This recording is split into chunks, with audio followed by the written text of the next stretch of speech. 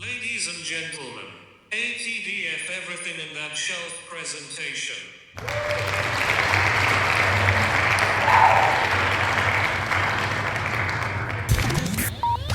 You're now rocking with TDF Everything. Spoiled Rotten.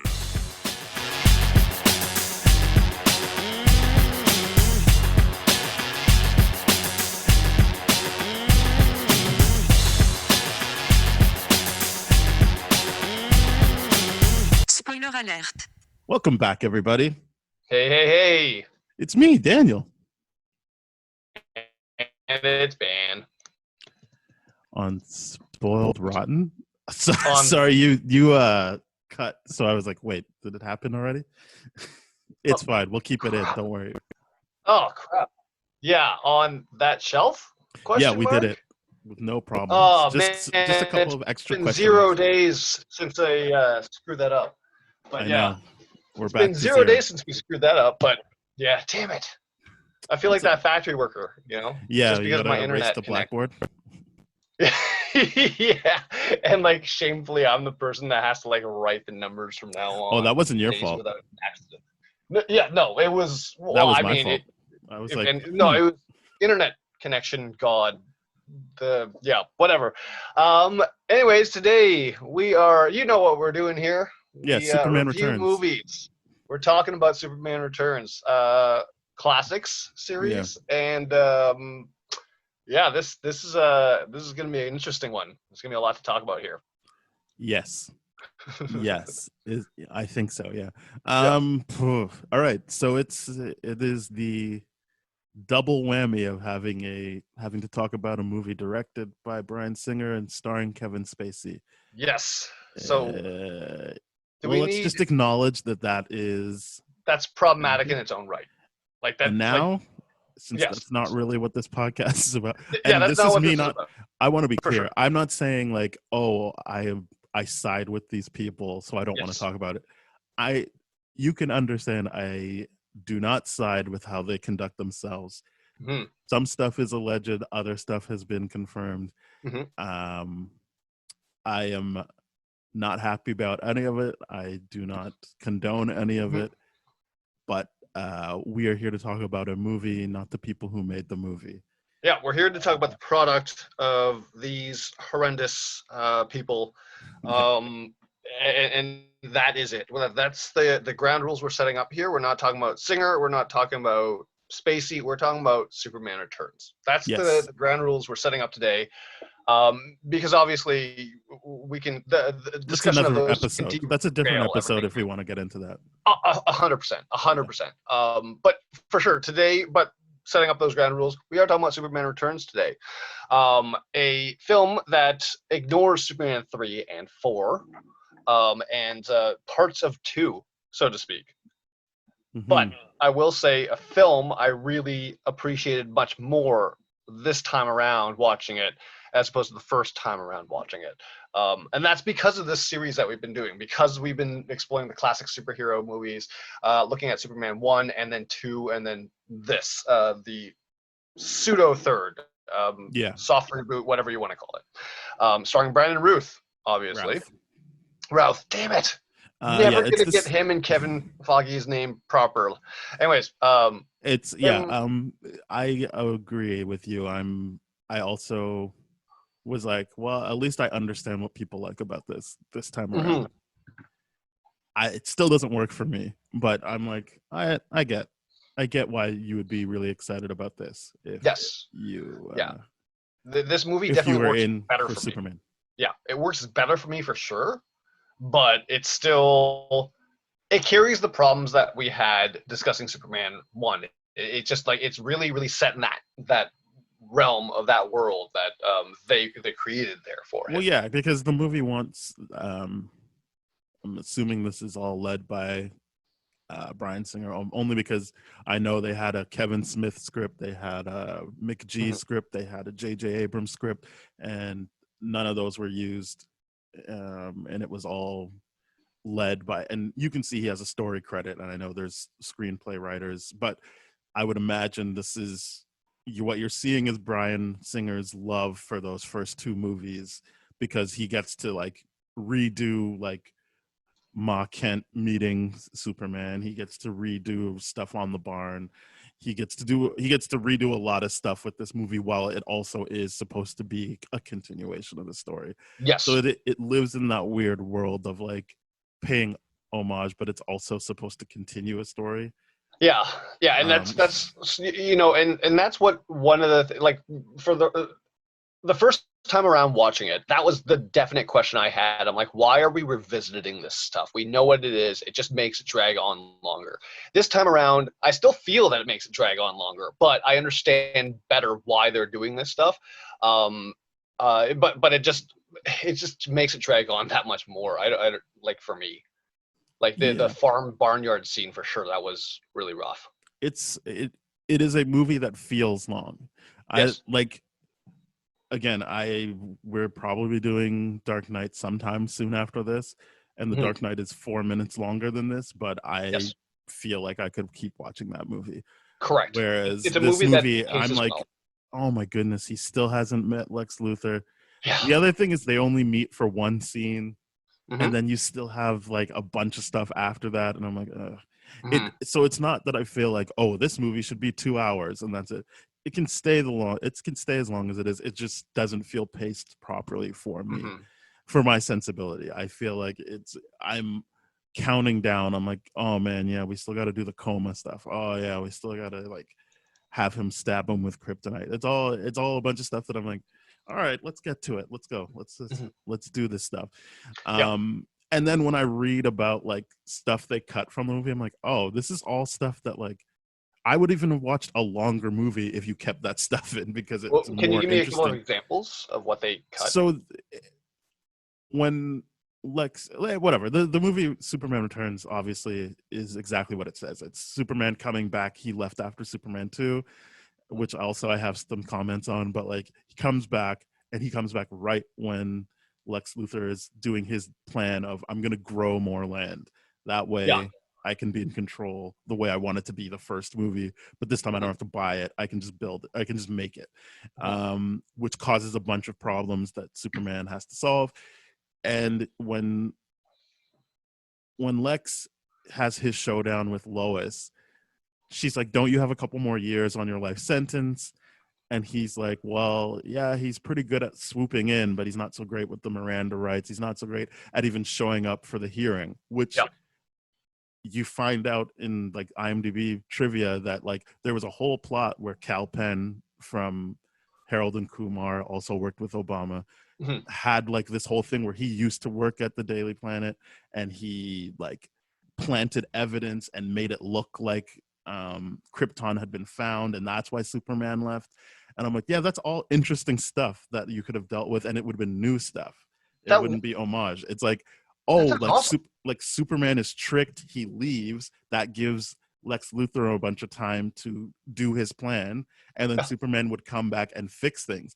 That makes sense to me. This movie is kind of just like, oh yeah, like he just didn't show up, but it's like, but he didn't show up for a reason. You tricked him, which makes Lex Luthor seem better if he's able to pull this stuff off. I would gladly sit through an extra 15 minutes of this movie for that. It definitely pulls together everything so much better. Like the whole like, oh yeah, he just came back magically at the right time thing was the first thing that bothers me. Like if people are like, so that is my other thing is like, he's gone long enough for that kid to grow up. It's obviously his kid. Yes. So like, what is that kid, like 5, 6? He's got to be 5 based on the timeline that he left. Right. So like, so in 5 years, nothing bad happened. Like it seems like everyone's perfectly fine enough for someone to be able to write an article that says the reason we don't need Superman, and no one's like, what the fuck? Are you kidding? Can you like look what's going on? It's like everyone's kind of like, she's kind of got a point. And I'm like, so nothing happens in the time he's gone. So and then he comes back, and then the world is destroyed. And like, we know as the audience that's not because of him. But if I lived in that world, I'd be like, yeah, like what the fuck? Like get him out of here. We just went 5 years with no problems. You opportunistic bastard. Basically, my issue. So aside from nothing happening, so I would push back on that a little bit. It just really, because I think there's a couple of scenes in there that make it seem like I mean, there would be a little bit of pushback, but like in regards of world-ending events, within 5 years, nothing happened in regards to world-ending event. Now, I would be okay with that, given where Superman 2 ended with Zod and all that kind of stuff being captured, Phantom Zone, all that kind of stuff, as well as the idea of the idea of what Vision says in Civil War is the idea of like our very strength invites challenge. So if his strength is gone and he's gone to You're proving my point, by the way. You're not pushing back. no, No, you're proving my point. really, Yeah, you're using Vision's argument, which is his presence creates more issues. right? But that So that's yes, my point. no, but My yes, point is, if I there, lived in that world, I would be like, you know what? The world, like, we weren't having these roving blackouts and I like see what you're huge saying. earthquakes. Yeah. He's back. That's what's happening now. I would be I like, see what you're oh, saying we don't there. need him. I was really more focusing on the 5-year thing, the believability of nothing happened within that 5 years. I believe that a little bit more than I'm not just him. Again, this is not me doubting the credibility of nothing Yeah. happening. It's me saying, yeah, nothing happened in those 5 years. He Fair. comes back and a bunch of problems happen. So you're Correct. proving my point. Yeah, okay, you're taking that position. I thought you were like, the believability of a 5-year gap was being questioned. No, I don't believe that. Okay, cool. I don't. Yeah, we're on the same page. Yeah, no, that is not what I'm saying. I'm saying these movies fundamentally make it seem like Superman is there to like take cats out of a tree, which is not that interesting to me. Yes, no, that's absolutely right. It's Like- because the thing I was about to say, like, no, the world misses him, but like you hear about like the news reports and everything like that. It's like, oh, no problem's too big or too small, and that's a good point. It's like the world misses him because he's able to pull a cat out of a tree, or the one thing is like the Parker Posey kind of car thing, which was a devious thing done by Lex. That was kind of cool, but like to recreate those photos of what Superman used to do, that was a great thing. But like that was what he was recognized for, is like those small level threats in regards, but versus we're now in a world, the audience is expecting something like Brainiac after Zod. You know what I mean? It becomes a little bit of a letdown. It's all about him coming back, but not really having to struggle with how that works, I feel. So I did read that Jude Law was supposed to be Zod in this movie. That was supposed to come back. Okay. And That's then cool. Jude Law was like, no. So then they just cut it, and then you're left with, I guess it's just the regular stuff he does. Was that because like Zod wouldn't have had a bigger part? I don't know. He's probably like, I don't care about this. I don't want to do it. Fair enough. Yeah. It's not like at this point superhero movies were like the big ticket item. Right. It's still, we're still in that building phase for sure. Yeah. So I can see actors being like, no, I just don't want to do it. Like, I think it was like Josh Hartnett was like, no, I don't want to do that. And I'm like, I mean, probably would have helped you out if you did, but okay.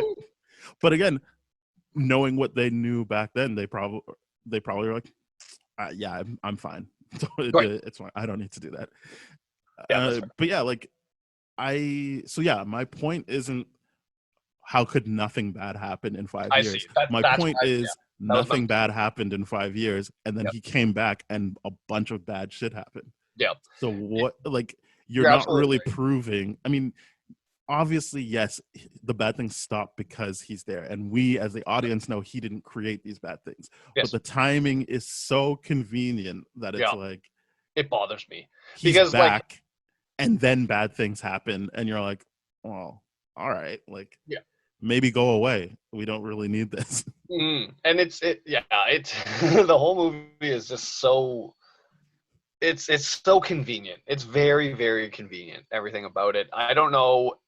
I mean, it could be argued that when he came back to Earth, he planned to get into Smallville, into specifically his mom's farm and all that kind of stuff to not raise suspicion. But you can't tell me we live in a world with like fighter jets, spacecraft that's supposed to take off of a Boeing 747 and not have military defenses that recognize a meteorite came in without creating a giant hoopla. Like, what the hell? That's not.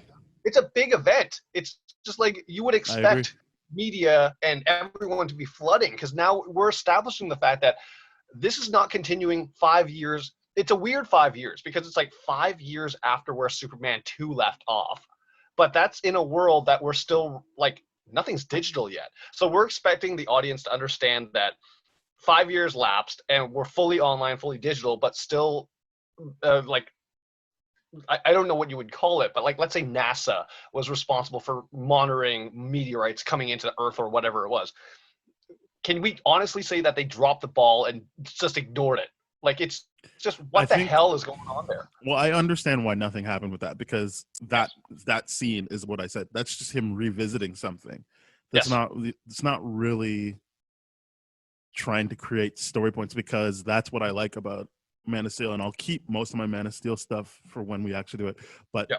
the big thing I like about that movie is Superman coming to Earth is treated like if ET came to Earth, or like the aliens in Independence Day. It's not treated like, oh wow, like that. It's like, what the fuck is happening? We need to stop this from happening. Correct. And we need to Correct. like figure this out. And I like that approach because it is leaning into the fact that he is an alien. He's not this like super white guy that they're just like, oh yeah, he's got superpowers. It's like, no, what the hell is that? And I think, I think. Oh, sorry. Go on. this movie can't do that because we already know who Superman is, but it still would have created the frenzy of maybe Superman's back. Like, did you see that thing come out of the sky? That could have been Superman. Yeah. For me, the issue is that like it's continuing a world that doesn't exist anymore, and that like veil, well, that world arguably never existed, but like that veil of that world, like this is our ideals, we're like pro immigration, pro all this kind of stuff, as long as you're willing to fight for the American way, whatever like that meant back then was, and it always was propaganda back then, but now it means less and less and less, and we know more and more and more, so it becomes a harder world to connect with, especially for me. But it's just the idea of this Superman belonging in this, the idea of them.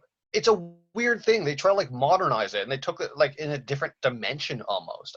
Like it's weird that I agree with you. But that's the problem with the movie, is that yes, it wants to be a sequel while yes, also really wanting to be just a redo of yes. this in modern times. Mhm. So like, those are two sensibilities that could possibly coexist, but sometimes clash in very significant ways. Yes. And I think that's what you bump up against, is like, like, it shouldn't be that it takes place in 2006, but it clearly Yes. does, which means that we're further along than when they were in the 70s and 80s.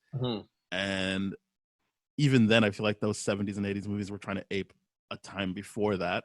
Yes. And so it's just this awkward thing where, for me, I'm just like, I guess I can't really engage with this story-wise. I can just be like, well, that was a nice nod to this, and that was a nice nod to that.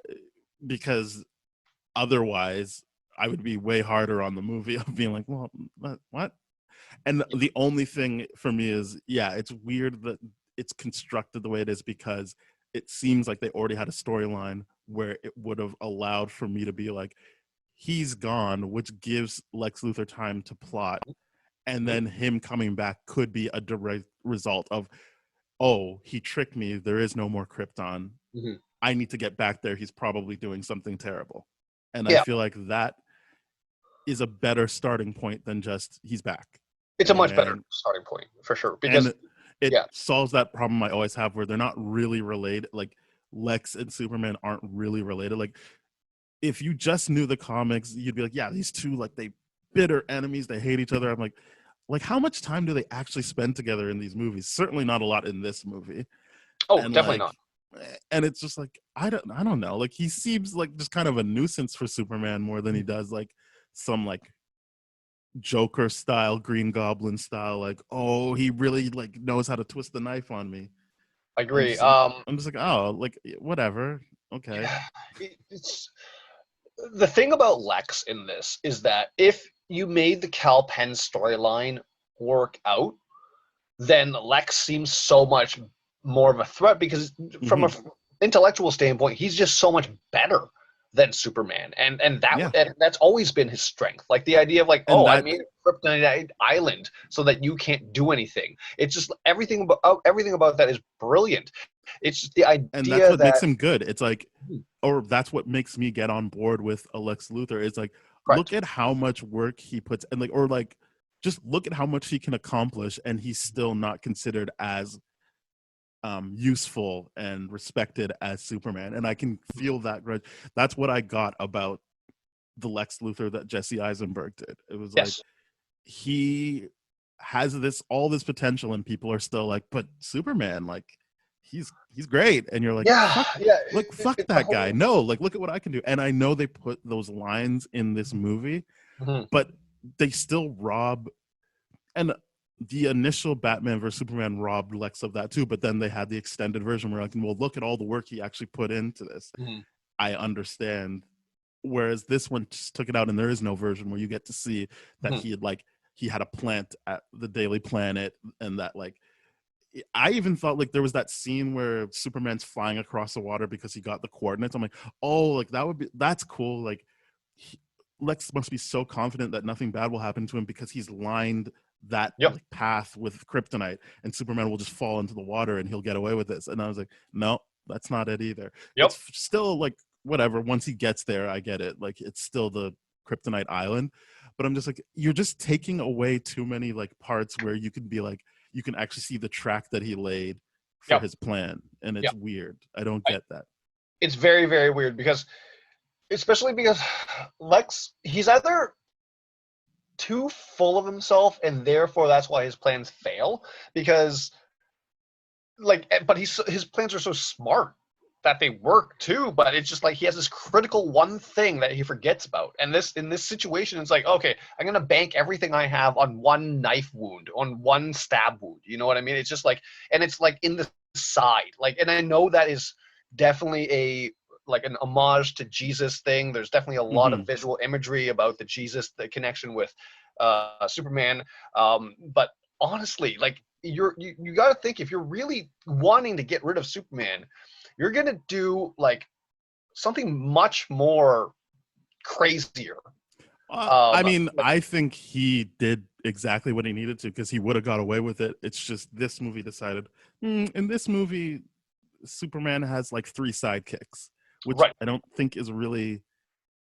I guess maybe I shouldn't say that. This movie, I was like, this is the first movie I've seen where it's like, oh, his, like, sidekick saved the day. Right. It's I'm not even quite sure what Superman does other than the, like, grunt work of lifting the island, but it's like, it seems like it's Lois. I don't remember the other guy's name, like James Marsden's character and his Yep. son, that are like doing all the legwork to actually, like, I agree. get things in place to save the day, in addition to saving him and, like, jumping in the water and getting him.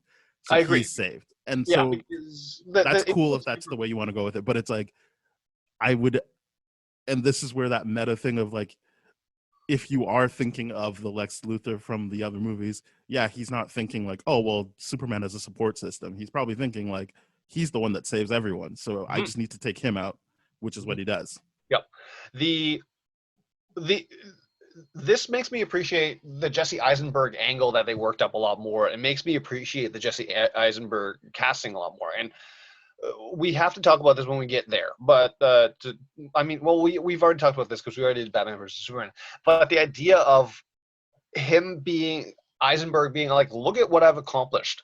Like, Mm-hmm. let's say he was this Elon Musk type guy. He's like, I'm reducing carbon emissions. I'm doing this. I'm saving thousands and millions of people with my brain. But this one guy shows up, flexes a bunch of muscles, and the world loves him more. Mm-hmm. I get why there's that anger behind it. I get why there's that, like, resentment and everything. Because if he doesn't get recognition for the great stuff he's done, then of course there builds that complex. But in this one, they have so many opportunities to make Lex so much better. And the issue with me is this is why Lex kind of sucks in this, in the sense where he's not willing to take the final blow or the kill shot or whatever it is. You'd think if he hates Superman that much, and he truly does see Superman as the only real threat to him. Now that Zod's gone and all that kind of stuff, because he manipulated Zod in the second one, then what we can definitely see here is like, okay, well, like, he got that giant kryptonite out of the museum. He created like this tube like thing out of it. So you got to, there's obviously extra kryptonite shards or whatever, he can definitely have a lot more stab wounds or a lot more bullets or whatever it might be to really make sure he's dead, and not just like, oh, okay, I'm going to stab him and then push him off the ledge and then like let him drown, even though I don't know if he needs oxygen or not. Like, that's the problem with me, is just like, Well, I mean, for me, he broke kryptonite off into him, so it doesn't really matter if he needs oxygen. He's got a constant piece of kryptonite in him that he can't take out. That would kill fair him. enough. But the point, my point And I is, think the point is to make him underestimate. suffer. Yes, It's not but to take him out of his misery. fair. But the point is, he still underestimates Superman, and that's a critical flaw. Well, what you're asking for is a Lex Luthor movie then, because then he wins. But that's not the point of any Superman story. Yeah, in this situation, I almost want it to, because Superman doesn't do anything new. You're right. He doesn't. He just does the muscle work over and over and over again. It's like, oh, well, I'm going to go back. You don't have a new plan. Oh, well, goodbye. And that's it. Like, he doesn't have a new plan. He's like, I'm just going to lift it and throw it. That's it. I just find the movie to be flat, and that's because, one, like, I get it. Brandon Routh looks like Christopher Reeve. Yep. I'm really put off by the blue contact lenses. I did not like that. I think that comes from being able to watch him in like the Arrowverse and be like, yeah, he's got brown eyes. Just let him have the brown eyes. Yeah. But well, that's whatever. But it was really off-putting to see him with the blue eyes. And I think that he's put in a box because he wasn't given what Henry Cavill was given, which was like, we're going to do something different with Superman. He is like, he has to be Bryan Singer's memory of Superman. And it's not even because like when we watch that first movie in particular from 78, I was like, oh, like he's got an attitude. He's not just like, oh, ho, ho. Like he takes shots at Lois. Like he's an interesting character. Yes. But I think the memory people have and the nostalgia have for him is like, oh, he's just such a good guy. And I'm like, that's not really when you watch that movie, yes, he's a good person, but he's also not a doormat. Like, right. Well, I mean, he pushes back, and I feel like whether this or not movie doesn't do that either. Like, I mean, there's the one moment where he's kind of like, where she's like, well, my boyfriend's there or my fiance's there for me. He's like, not like this. And then you see that they're like out in the sky. But I feel like that's one moment compared to the general feeling I felt for especially Clark in the original Superman. So that's the very interesting thing. I feel like, whether I personally don't feel like saying someone's a good person or a bad person is like conducive of anything, because it's just broad strokes, right? But like ultimately in this movie, there's one decision that he makes that fundamentally irks me to my core. And that is like when he decides to spy on Lois.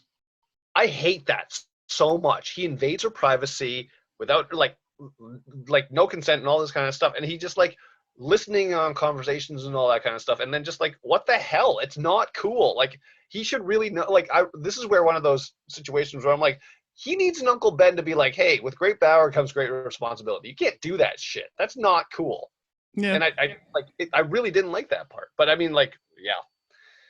I mean, I feel like every superhero has a moment where they spy on someone to make sure they're okay. But yeah, but I think this movie takes the brunt of that criticism. But I also am like, I don't know. Like we just watched Batman Begins. That's exactly what he does. He comes back and he spies on Katie Holmes, Rachel Dawes. Didn't like that either. I'm sure there's definitely the same concept with Tobey Maguire Spider-Man, just like sitting there watching while he puts out the garbage. Like it's a different function than what I think you're saying, but I get that in real world terms, yes, what he's doing is bad.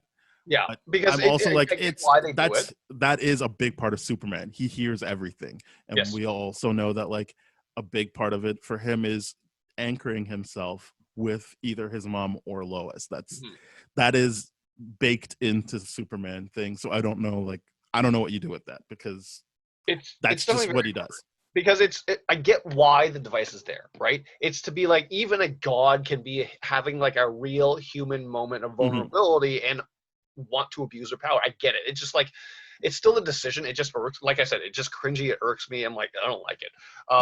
So I guess we'll leave it at that. But this you're right though. Like he seems a lot more neutered to me this time around as Clark Kent than And as Superman, I feel and like as it's Superman. a Yes. lot of it is him just being like, oh, okay, I guess we'll do it that way. Yep.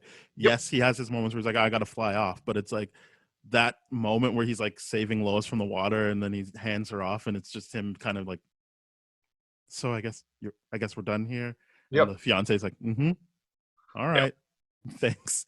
And then he does the scan. He's like, oh, don't worry, yeah, she's fine. I did the scan. And the fiance's like, all right, buddy, bye. Like, Yep. see ya. And I'm like, yeah, I don't need any of this. This is just awkward, like time wasting stuff. Like, Yep. like if the movie is, oh, he resigned, that like she's better off with this guy, then okay. I don't even really know why you need that aspect of it. Like, Yeah. I mean, it's just I get that they were building to something. Obviously, there was some plan for future movies, but I'm just like, it just doesn't work for me. yeah, I agree.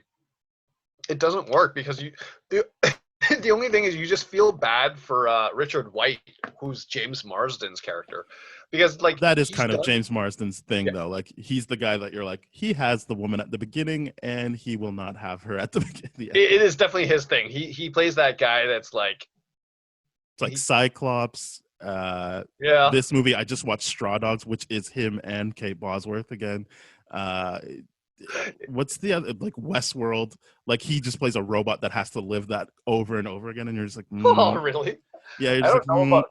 Yeah, I don't know enough about James Marsden's acting. The roles, only but- movie I saw where recently where I'm like, well, good for him, was Sonic. Where I'm like, I mean, at least you, and I'm not like, oh, it's your property. It's just like, at least you were in a relationship where the person genuinely liked you for you, and you got Yeah. to stay in the relationship. Yeah. But yeah, I just feel bad for his character because he's done nothing wrong. No, he's just a good person. Yeah, Kate Boss, like Lois Lane in this, also has done nothing wrong. It's just she can't help that she loves him, Superman. Like that's just not on. Like that's not on anyone. That's just like she loves him originally, and he was the dick. He ghosted her. Yeah, He this just is what straight I'm up saying. ghosted. It's awkward because like he is not doing anything to change or better the situation for himself. Yes. It's just like he's like, well, I'm Sucks. back, and she's like, yeah, you Yeah. left, and he's like, I know. Like everything about this sucks because it's just like, oh, coincidentally someone died and the Daily Planet needed a new reporter. Like it's just like That that's also why. seems like a line you didn't need to have it. It's like, well, Yeah. either you want him back or you don't. Like, what the hell was that? I was really, really concerned. Like it was one of those things where I was like, was this bit of dialogue supposed to be a nod to something? Was this like an Easter egg or something like that? I think this is supposed to be funny because I did see a lot more humor in it this time than I did the first. Like I really like the Kitty character, the Parker Posey character. I thought she was very funny. He's like, what is it my dad always said? She's like, I don't know, you're losing your hair. He's like, before that, she's like, get out. And like that is very funny stuff. And I wish that was more stuff Lois got. Yeah, because I agree. my big thing was like, and you know what? I don't mean it to be like there can only be one strong woman in this movie, but I definitely felt like there was room for more strong women with like that kind of like acidic attitude where I was like, yeah, like that's funny. That's good stuff. And she's holding her own with Lex Luthor. Whereas like, and I don't know what Kate Bosworth can do. And I know that she was brought in specifically because Kevin Spacey liked working with her on Beyond the Sea. Mm-hmm. But there's just a strength to basically every other Lois Lane I've seen. Like definitely Margot Kidder, definitely Amy Adams, even the like 90s cartoon Lois Lane. There's just a strength to them. The 90s cartoon Lois Lane is probably the sassiest of all the Lois Lanes that I have come into contact with, and that's my kind of idea. That's my most familiar Lois Lane for sure. And just Kate Bosworth, I don't think brings that here. Well, it's hard because she has to be the like hurt person that's like it's the way it's written for her, but also even as I think back, I'm like, I don't know. There's also just the way like Margot Kidder's like stature, like the way she like moved was different than Kate Bosworth, which I don't know what you do about that. It's just like I just feel like this was the wrong Lois. Yeah, like the Superman, I get it. You just want it to look like Christopher Reeve. So that's Brandon Routh. One of the things about this was just like this is where it struggles to know its identity as a reboot, it's just a continuation or whatever it is. It's just like it's or reimagining, or it struggles to identify that Hmm. what it's trying to do with this movie. Like, just it to me, it's like pick a lane. What do you want to do here? Do you want to remake Superman 1, or do you want to or make Superman a new Superman 3 that continues a storyline and ignores the 3 and 4 and parts of 2? Like, what is it that you're wanting to do here? Because to me, Kate Bosworth gets a lot of creative freedoms with the role versus other characters don't. You know what I mean? And that must be really, really frustrating for other characters. For example, like Brendan Routh, he must have gotten the short end of the stick here, because it's like, no, it's continuation. You're supposed to be Christopher Reeve, so act and imitate everything here. So it's like I'm imitating another person's role as opposed to what Kate Bosworth got to do, which is a little bit more freedom in regards to what she wanted to do. But I think it hurts her character. What's that? I think that hurts her character. I agree. I absolutely agree it hurts her character, because I feel like the decision she made was like, well, Lois is now a mom. She's this. So she softens up the role in some aspects, but then she makes a lot, but when she softens it up, it doesn't make sense, because the way it's written, it's just like, why would you bring your son onto that ship? Like, that didn't make sense to me whatsoever. I'm like, okay, you know this is here. Why are you inspecting this with your son? You're a reporter. That is supposed to be like, oh, she's just on the job now. She's not going to let being a mom stop her from getting this scoop. That is what that is. But again, that also plays into what I said. Like, there's a lot of stuff that happens just so that, like, you can get a point across or pay homage to something instead of actually, like, being true to the characters in the story. Correct. Yeah. Yeah. Because, I think that I'm just like, I get it. Like, this is like a point being made that, like, she, just because she has a son doesn't mean she's not going to do what she did in the other two movies, which is always go for it. Yeah. I get the point that's being made. The issue with the point being made is that it's justifying reckless behavior, because it's just like, you're still in danger. I mean, we watched the first two movies. That's what she does. She's reckless. She is reckless. Absolutely. Yeah. She's reckless. So that part tracks for me. I'm just saying. Fair enough. I'm just saying that, like, it's a weird character point to prove with that, because you would think that, like, that would be something she grew up, like, that's something that would change her, is like having this person that she cares about more than her job.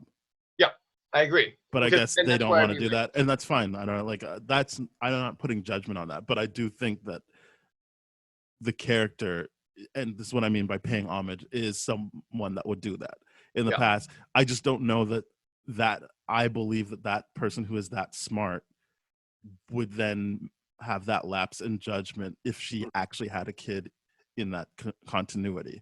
Yep. This is just him being like, no, like, this is the Lois from before, and it's like, that's a weird place to try and prove that point. Yeah, it's true. One of the movie also conveniently ignores the discussion, that a very real life discussion that, like, Richard White's character would have had with Lois Lane's. Like, how did you guys get here? It's like, you weren't kidnapped, you just wandered onto a ship. It's just like, what the hell? This is really stupid, bad parenting on your part. Yeah, I mean, I don't know where you put that discussion though. That seems like a comedy beat. Because it's one of those it's like one of those things where it's like, I felt like I was watching a horror movie from the perspective of, you feel frustrated with the characters making the decisions they're making, in the same way as a horror movie. And you're like, in a horror movie, you're like, why would you go upstairs? Why would you do this? Why would you hide under, like, you make all those, like, and that's part of the fun. Yeah. But that wasn't the fun here. It was just like, no, everyone's stupid. And just like, Superman's not doing anything different. Like, Lex is probably the only character where I'm like, you're actually interesting right now to me. And I feel like a lot of the villains for Lex got the short end of the stick, like Cal Penn. Well, he doesn't even get to say a word on screen, and I'm like, what? Exactly. What is the point? Like, what's the point of? I'm not taking away from his, like, ability to audition and wow, casting directors, but, like, understandably, he's the only person of color in that group. I think that comes from people being like, oh, it's the guy from Harold and Kumar. Right. Like, that's something. Mhm. But and like I remember he had like interviews before the movie came out, so obviously they knew that that was like a way of bringing certain audience in, like that Yeah. he talked about, oh, like I don't think I heard him say I used to work at the Daily Planet, but he might have. But the interview I remember was like that he was like, oh, like I'm friends with Lex and stuff, and I'm like, none of that is apparent in this. Like you just look like a henchman and you don't Yeah. talk. I feel like only 2 of the henchmen talk out of the like 5 he has, Yes. and it's weird. It's so weird. It's so super, super weird because it's like he gets so much screen time Mhm. for not getting any lines. And you're just like, well, he's not And that kind of actor. and he's important to the story. Like Yes. what he signed on to do is important to the story. And Yeah, they're just and like, he gets well, you can still shafted. be on screen, but we're gonna remove all of that. Yeah, and he gets shafted entirely. It's just like he's not that type of actor that can really like the physical presence of him on camera will be like no, like every single thing he's doing, like even an eyebrow twitch would cause that. Like there's not many actors that can do that, and he certainly isn't one of those. So he really got shafted when they didn't give him any dialogue, or if they cut out all the dialogue. And I can't imagine how shitty he must have felt seeing the final cut of the film and still having to do promo of it if that ever happened. It's just like, yeah, I'm this, I play an important role, but I really don't, because it's just like nobody gave me anything other than setting up equipment. That's really what his role is.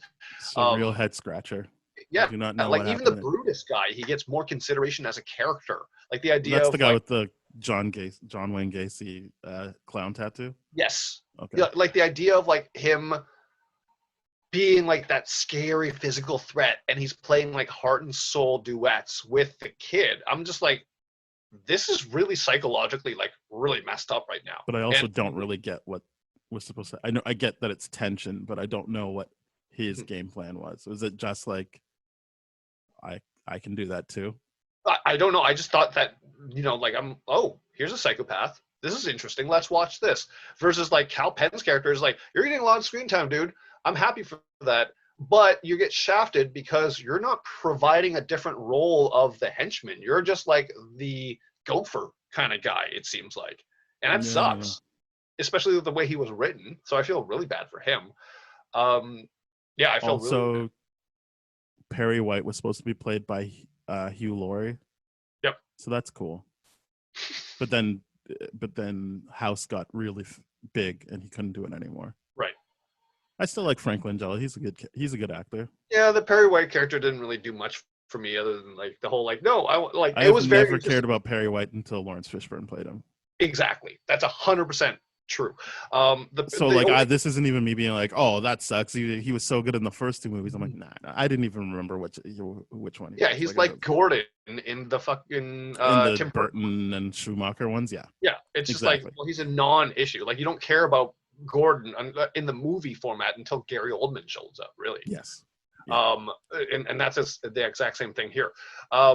The one thing, coming back to the Kitty Kowalski character, Parker. My favorite Posey. character. Yeah, she's a great character. I remember being annoyed by her in the first watch through, and this time I'm just like, no, I'm loving you. I think it's also because you're like, she's obviously like Miss Tessmacher, but like, I feel like she's got a bit more sense to herself. Like she doesn't like throw herself at Superman. Like when she feels bad that they're beating Superman, like that means something, that means more to me. I'm like, all right, like she's got some, and she's the only one that notices that the one dog ate the other dog. And like I like seeing her kind of be like, I don't know, like I'm down to be with the bad guys, but these guys are kind of shitty people. Like what's going on here? Yeah, no, to me, her character was really, really good because it was a character that was just like, wait, I don't think I signed on for this. Yeah. I got offered the beachfront property, or like, she's clearly in it for like, oh, the grandiose lifestyle that she was offered with Lex. She's like, that's what I'm in this for. But she didn't think at any point that Lex would kill billions of people in order to achieve that. And that's where I like her character, because all throughout the movie, there's like you said, the dog thing, her reacting to Superman getting beaten up, where everyone else was like, guys, check it out. I'm beating up Superman. It hurts him. This is great. Like, I feel like the best person in the world. She has a conscience in this. And it's definitely displayed with her dropping the crystals out of the helicopter. Hmm. My only concern with dropping the crystals out of the helicopter was just like, well, if it does reach the water, it's still going to do the exact same thing that Lex wanted. It doesn't I really. guess she's just trying to dilute his plan. Like Yeah. it won't have as much potency now that Yeah. she's done that. And I like that her decision to do that doesn't come off like, oh, she was just so horny for Superman that she did it. It was like, Yes. no, she's witnessed a bunch of shit, and she's like, Yep. I'm making a decision to not be a part of that now. Yeah. I'm gonna do what I can to stop that from happening. Yeah. So to me, her character showed so much more strength than what Lois Lane's character was given in this. Um, Yeah, I mean, I think it just shows more growth. I think there's more of an arc to her. I feel yes. like all the strength that Lois has, that's why I said it's all written there. I just Right. don't know that Kate Bosworth embodies it the way the other people we mentioned Yes. do, and I think that's because I can see that when she's doing her like CW romantic stuff with Brandon Routh, it looks good. You're like, I get it. I understand what this is. Mm-hmm. But I feel like in addition to being hired because Kevin Spacey liked working with her, because he definitely does more work with her than he does with Superman. It's like I get that she was also brought on for her look and not like the and I had my issues with the movie, but when I saw her in Straw Dogs, I'm like, even this character seems a bit more like of a force than her Lois Lane, which is weird. And I don't, and I maybe that comes from just experience and being like, oh, I'm being brought in at the last minute to like fill this role, and it's like a big role. I maybe that's part of it, but she just doesn't exude like strength the way the other people I feel do. I agree. And I don't think that she's like playing it wrong. I just think that it's something I guess that comes with being a bit more comfortable with the role. I it's hard to tell for me because it's hard to tell for me whether it's a product of half being in this world of like modern and half being in, oh, I'm going to resemble the 1950s or the 1960s because that was the golden era. You know what I mean? It's that kind of thing. So each Superman 1 clearly resembles that whole 1950s, 1960s post-war kind of dream America Mm-hmm. state. So it's already behind its time. It's a resembling of the past, and then the sequels and everything like that keep referring back to that. Like that's the dimension we're in, and I don't know if it's just because I'm like, okay, maybe it worked better because we accepted where women's rights were at the time, so it made sense what happened, and then now it's like where you're like it's modern and it's not. It's Kate Bosworth's strong, but she doesn't show it like the way we're expecting it to, or whatever it is. It's a very, very different thing because I'm like, is it a product of her performance, or is it a product of the movie not fundamentally understanding, or just the same issue? Mm-hmm. Pick a lane of what you're trying to do here. I should say I retract my saying she's not strong. I think Right. what I should say is she's not as dynamic as the other people we've That's seen. that's a much better. Yeah, I think that there's obviously the strength there. She's the one, like when she's on the plane, she's the one that's helping people. She's getting thrown around. Mhm. She's the one asking the questions like, well, if this is such a big deal, why is it just this? I Yes. think all of that is there. Again, Yes. I feel like it's all written there. I just feel like the same way I buy that the same person that's gonna like stand up and like figure her way out of being mugged could also like Mhm. fawn over Superman, like the way Margot Kidder did it. I feel like that's a more believable like Mhm. shift in gears because of how dynamic she like and filled out that character felt for me. Right. Even just in the first movie. So I'm not even talking about, oh, she had 2 movies to like spread this out. Mhm. I'm saying like it just in that first movie, if you're talking about that, like they just it feels like a way more thought out character and well-rounded character. And I should just keep using the same word, dynamic character than this Lois Lane, which I think suffers from having to be like, well, you were hired kind of out of necessity, but also this movie is all about like, but like let's pay homage to this tone of something, Mhm. and it's more the memory of it and less the actual reality of it. Yeah. Yeah, So I I agree. think that is the best way to describe what I'm saying. I don't think Mhm. that it's that she comes off as weaker. It's just she comes off as less of an interesting character. Less dynamic and less interesting. I would definitely settle on those descriptors to describe what I'm feeling about Case Bosworth, Lois Lane in this, and I don't think it's her fault. I just don't think Yeah, it's her fault yeah. whatsoever. Is not, yeah, I can't stress that enough. I don't think it's her fault. It's just this movie lacking good vision and direction. I feel is where it suffers. One of the biggest things is I wanted to get your opinion on the Martha Kent situation. I don't They need it. what's that? I just didn't need it. It was weird. Yeah, I agree. It was very weird that they kept because that is the original Martha Kent, right? Eva Marie. No, it is not. So it was a Not even recast. close. No, not even close. Okay, so yeah, it's a weird thing. Didn't like it. Didn't work Eva for me. Marie Saint is from my favorite movie ever, North by Northwest, Right, and she did do a movie with Marlon Brando, right. but I think she was just picked because she's an iconic actress. Like Mm, it's that concept of like filling gotcha. out the roles with these iconic people. But no, she's. I don't think that person is still alive that played the original Maka. Yeah. Yeah. It was.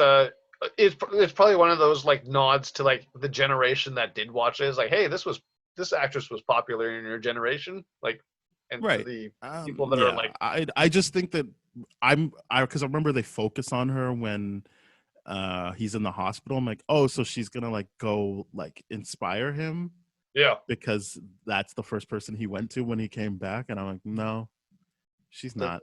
It's just yep. I guess remember we've still got Eva Marie Saint. Yeah, like or We're Eve Saint just Marie, I can't remember her name. yeah, You get the point. We still got Ma Kent here. And I'm yeah, like, yeah, okay, Martha. sure, Yeah. sure. But there Um, was no connect. I feel like, do we she's not. even see them talk to each other? He just puts his hand on her and he collapses, and she does her thing, and then I Oh feel like no, he's alone for this. yeah. There's a scene afterwards where like they talk, but Oh, I I don't mean, remember. I mean, It but happened that's so what it is. long ago. Just start tuning out of this movie because it's just like I've seen this before. Why are you doing it? Like, Well, that's oh, the thing. No, you have. I mean, maybe you do, but I feel like checking in with his parents is a big part of Superman. Like, I don't think that is the retread is just the visuals of he crash lands and then this woman decides to take this person on as their kid. But right. Oh, in most Superman stories, he still checks in with his parents. Like, no, I I agree mean, with that. I'm whether or not. not they're alive. But that's what I felt. It felt like a missed opportunity because they focused on the like imagery of it and not like Yeah, any kind of insight into like yeah, because it would what have she would play later or like what like I don't it, know. it She would have didn't been a really good instill opportunity. anything. I agree that for once, like he usually visits her. It would have been a good opportunity for her to visit him and have that kind of shift around a little bit to be like, we're giving each other what we need and all that kind of stuff.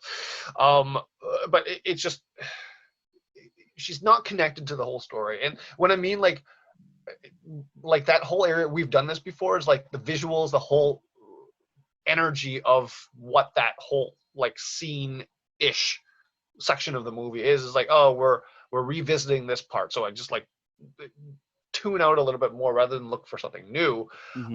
And that's it's just not well done there. The Martha Kent character, who should have a bigger role, I agree, she should be there when he's in the hospital.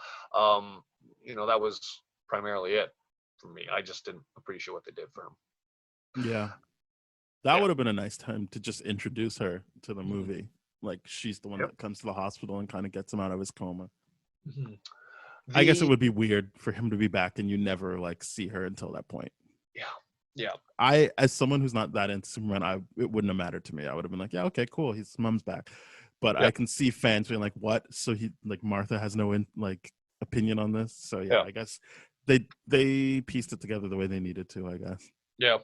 I want to take a minute and talk about the kid. And just basically Boo. the role the kid plays. Yeah, Boo, right? Boo. What the hell? Don't like that kid. Just don't Well, like the idea of that it. sounds personal. I know you No, probably no, I don't mean mean it not the that way. kid. Just I just don't. I don't care the for it. role. Yeah.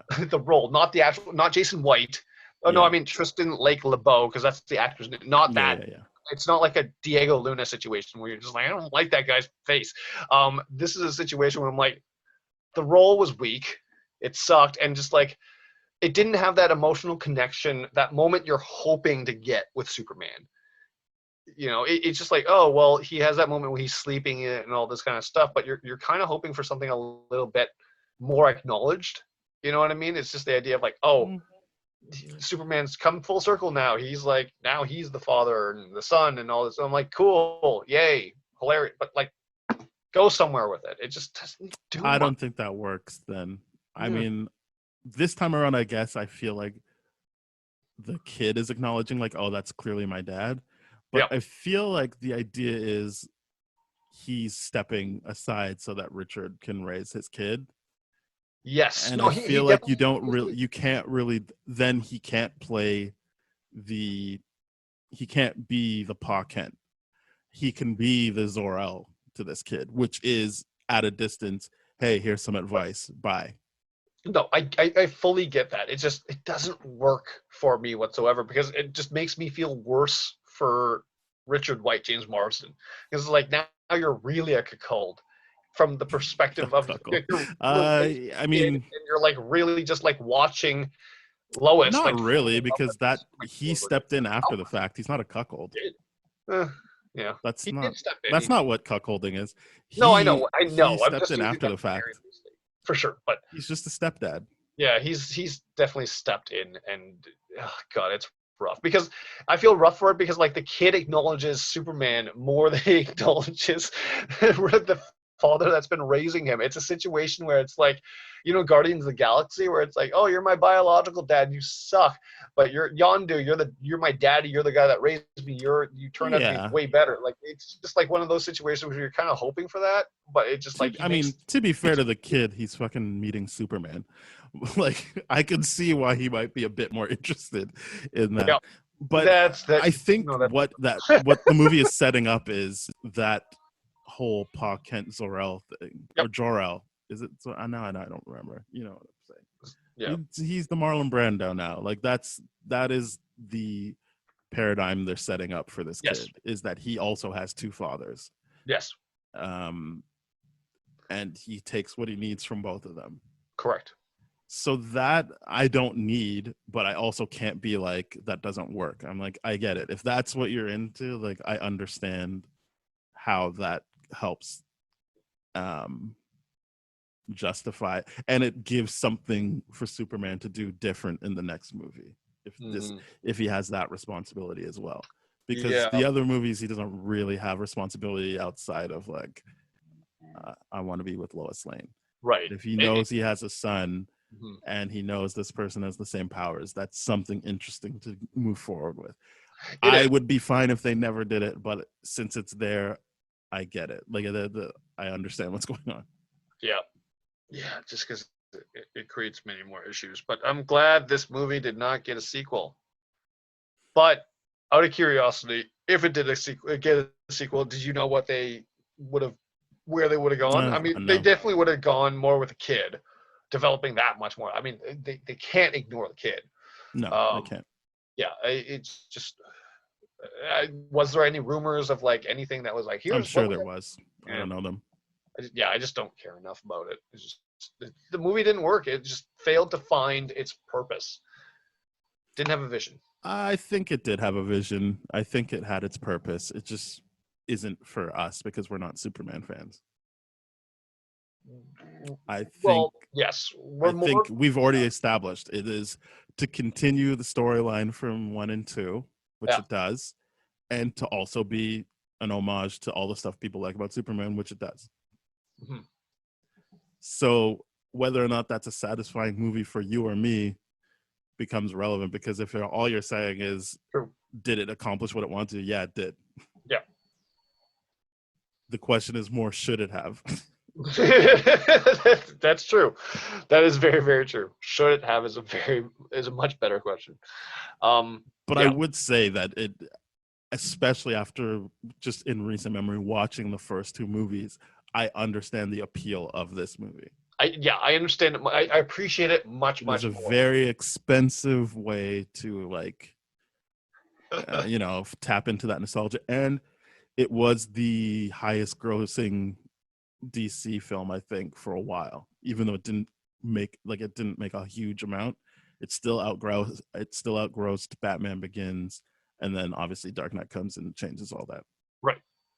So it is a relative failure, but also still more successful than a lot of the other stuff they were doing. Right.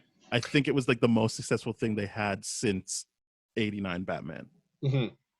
I think one of the things that makes this movie in particular very, very interesting is, of course, the Arrowverse and the Crisis on Infinite Earths Arrowverse event.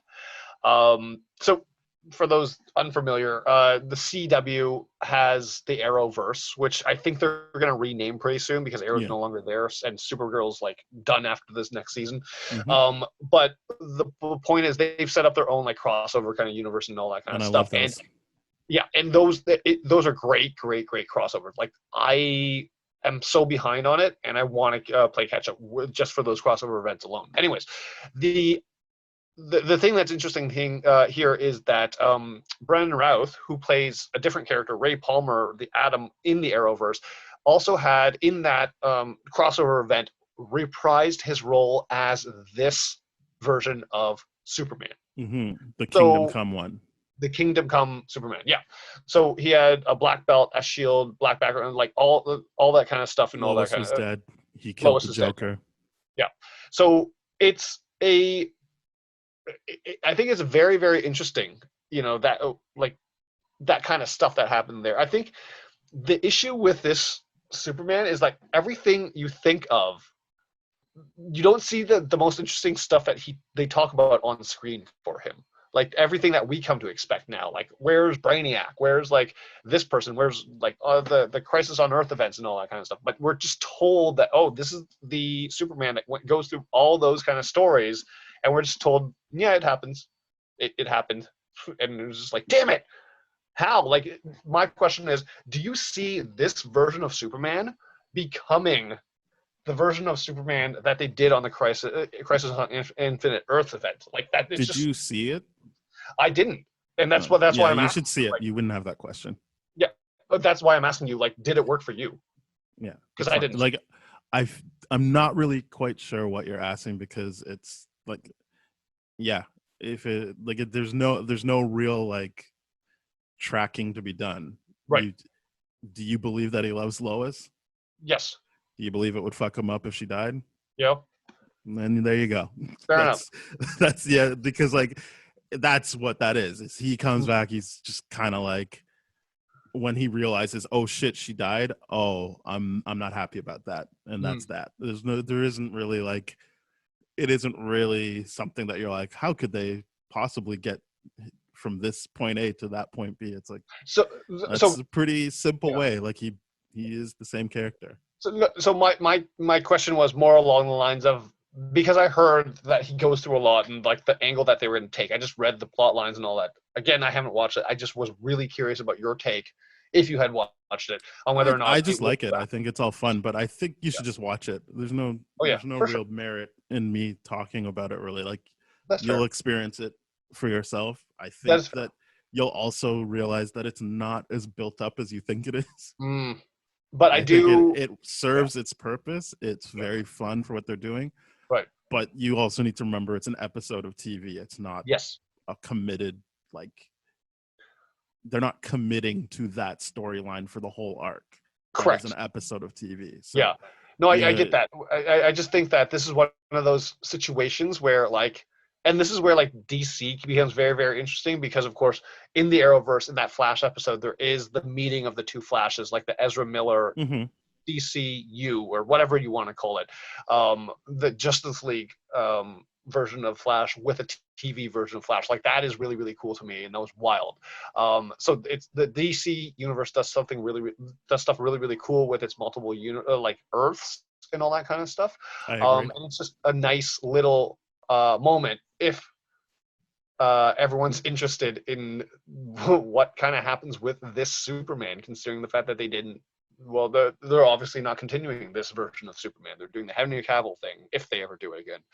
But yeah, right. I think Just watch it. I mean, you don't really need to watch all the episodes leading up to it. You could just No, I watch don't that think you do. episode. Yeah, I think the crossover events serve very, very well as an own independent standalone movie.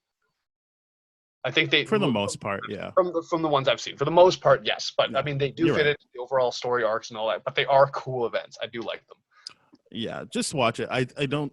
I mean, I feel like a lot of your questions will be because I'm not quite sure what you're getting at, but I feel like it will all reveal itself to you. Oh when yeah, you no, I read just wanted to know whether or not you thought this version of Superman would if it was a good representation, a good continuation of that kind of thing. Like that's all. Like that's all I was curious about. I just think it's very cool. Like that little that Brendan Routh got to Be revisit Superman this again. role. Yep, Yeah, it is I thought that was cool. very cool. There's a lot of Superman in that crossover. Very, very Not cool. Henry Cavill, but still more than Yeah. you'd think. Tyler Hoechlin one, the one they Declan, casted. yeah, Yeah. he's good. Yep. And Smallville guy Tom Welling, he's in it. Yep. Mm-hmm. They didn't get Michael Rosenbaum for Lex Luthor, which means nothing to me because I didn't watch Smallville, but apparently he's a really good Lex Luthor. Yeah, I He heard just he had the was John Cryer Lex Luthor, which I was like, all right. Yeah. Yeah. But yeah, this I'm not trying to play coy. I just don't fully understand the extent of your question, and I do think that watching it Yeah. is No, the it easiest definitely way would. because if Sure. you're asking my take on it, I just liked it, but I'm not quite sure what I think else. that's primarily what I'm doing in a very roundabout way. Yeah. Yeah. Cool. But yeah, I liked it. I'm always down to watch crossover stuff, and yeah, this movie didn't really work for me. Even though, like you said up top, this series has given me more appreciation for what was done. Mm-hmm. It doesn't feel as flat as I used to think it was, but I also still think it's flat in comparison to the other stuff.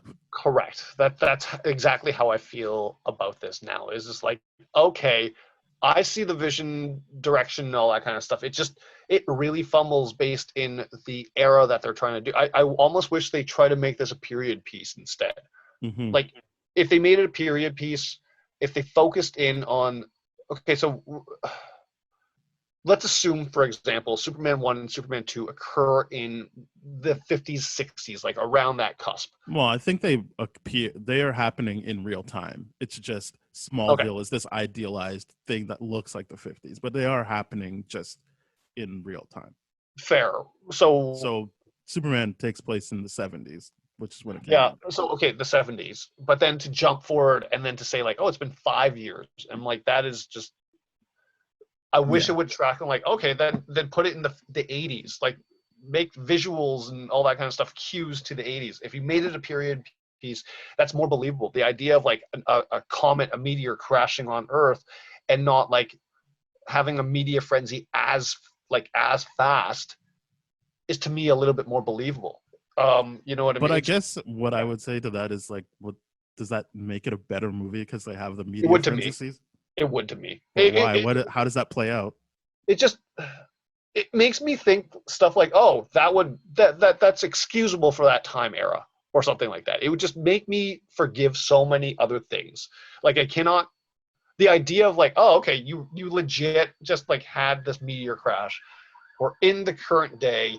We're saying it's 5 years later. We're skipping that. It's just like it makes me feel stupid, and I don't like it.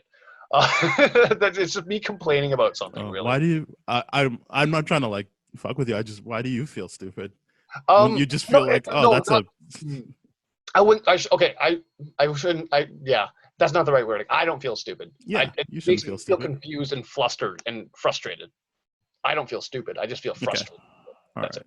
Yeah. I mean, again, if we're talking about like a 2.5 hour movie that feels like it's way longer, I don't know that the media frenzy means much because then what you're doing is making it a movie of covering up Martha Kent's true nature, which is Superman, which then is pulling focus from the story they want to tell, and also I don't even know what you do with that. Yeah. No, you can't do anything with it. It's just the idea of like, it doesn't seem So believable. me believing that this town that no one cares about, Smallville, Yeah. has that happen, and people are kind of like, meh. Or maybe some neighbors came by, like, "Hey, what the fuck?" And Yeah. then she's like, "Who knows? Something fell out of the sky." Mm. I'm fine with that. Like, I understand that in the like Man of Steel world, that definitely would have been something, Yeah. and I feel like we got that in Man of Steel. Yes. So I'm all like I feel like we've already seen that, and these two movies aren't, or the two movies we're talking about aren't trying to achieve the same thing. Yeah. This is very, very true. Yeah. Just a lot to say about this movie. But like I said at the beginning, I appreciate this movie a lot more than I originally did. So that's a good thing. I felt like, oh, that was nice that we rewatched it, Yes. because I used to think like, oh, this is boring as hell, Yeah. and I still think it's boring, but at least I can tap into the joy some people might get from Hmm. watching this, because they like Superman is a way bigger part of their life, and like they grew up with those first two movies in Yeah. particular, When and you being able to revisit that is probably a great feeling. Yeah, I'm not gonna lie, when we recorded last week and you're like, next week is Superman Returns, a big part of me was like, is this gonna be us shitting on this movie for Might like have 2 been. hours? And I'm glad it wasn't. I'm glad it was like, no, because of us watching Superman 1 and 2 for this movie has new appreciation. I can appreciate why people like it. I can appreciate the fact that it's like, yeah, no, this made sense to me for why those people would like it. It's just we have to accept fundamentally it's a movie that's not for us, and Yes. that's okay. I'm glad it's for the people that it's for, but for me personally, it's just not for me. Agreed. Yep. It was not for me. Do you Yeah. want to rate it? Yeah. I'm giving it a 6. Yeah. I'm doing a 6 as well. I think a 7 would be a lot. It would indicate I'll enjoy this movie a lot more. If I would give it a 7 if it paced better and Yeah, Cal it Penn could. had more to Yeah. do. Well, I think the Lex Luthor stuff, it seemed like they had a game plan that was way better than what they executed. I agree. So there's I that. agree. I A little think that more. Lois, I feel the loss of Margot Kidder in this in Yeah. a way that I don't really feel the loss of anybody else that was in the movie. Correct. Here's another thing I forgot to mention too. Margot Kidder didn't have a cameo in this, did she? No, I don't think Because anyone did, other than Jimmy Olsen. He's not even from the 70s movie. He's from the TV show. right. So the reason why I ask is because there was a genuine moment where Superman has that like, oh, I'm gonna run through the streets, I'm gonna take off my Superman clothes, fly off, and then there's a moment where the camera really focuses on this one woman that's older. Mm-hmm. That to me, I swear to God, looked like Margot Kidder, and I was just like, was that a cameo that she got? And then I'm searching for it, and nothing confirms it. So I don't know if they just got an extra that really, really looks like Margot Kidder. But like to me, that was mind baffling. It's just like, whoa, that was a nice little nod to this. It's just kind of like how in Man of Steel, there's like a brief moment where they like superimpose Christopher Reeve's face onto Henry Right. Cavill's face. It's just like one of those things. I'm like, I don't know if, but it was just one of those moments where I'm like, that was kind of cool, but I found out it wasn't real. So It that looks sucked. like the other Superman thing she was involved in was Smallville, Yeah. but I can't really see. Yeah. Oh, and she was in Captain Planet. That's kind of like Superman for the environment. Yep. But I can't see her as.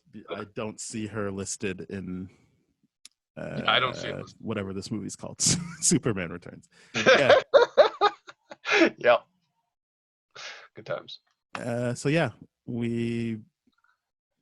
I feel like they still haven't, and maybe that's just a function of this really trying to like recreate moments from the first two movies, is like he still doesn't really have a lot to do with the main villain of the movie. Yeah. He's doing a bunch of stuff, but it's not like I feel like for me to believe that this is like a true rivalry, they should probably talk more. I agree.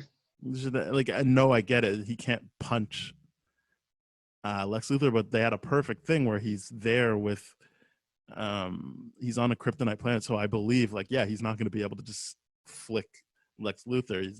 But it's like, now is the time that he's going to have to probably have a conversation with him, and it's like, nope, we're just going to keep punching him, and he's just going to keep going, oh.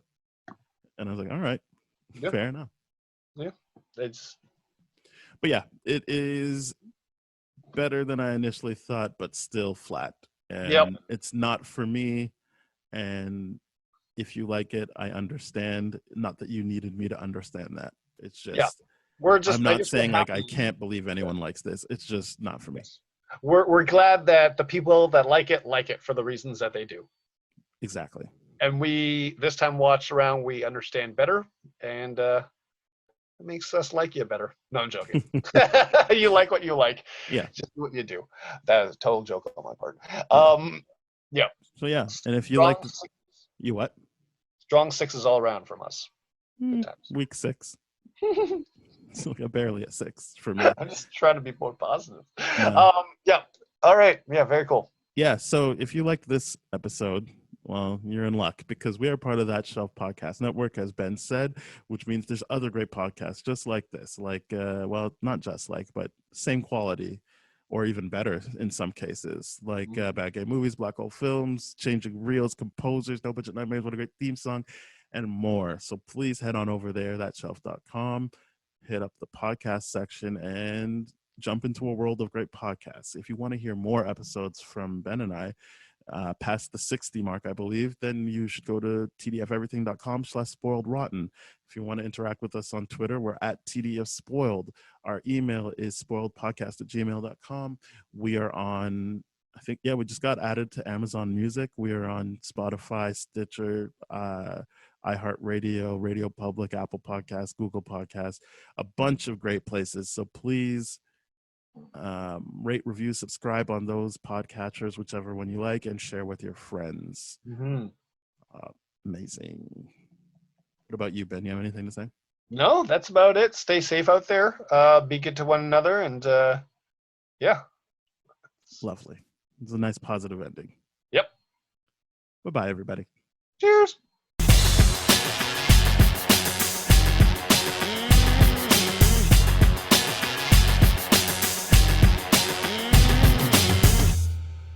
This has been a TDF Everything production, brah.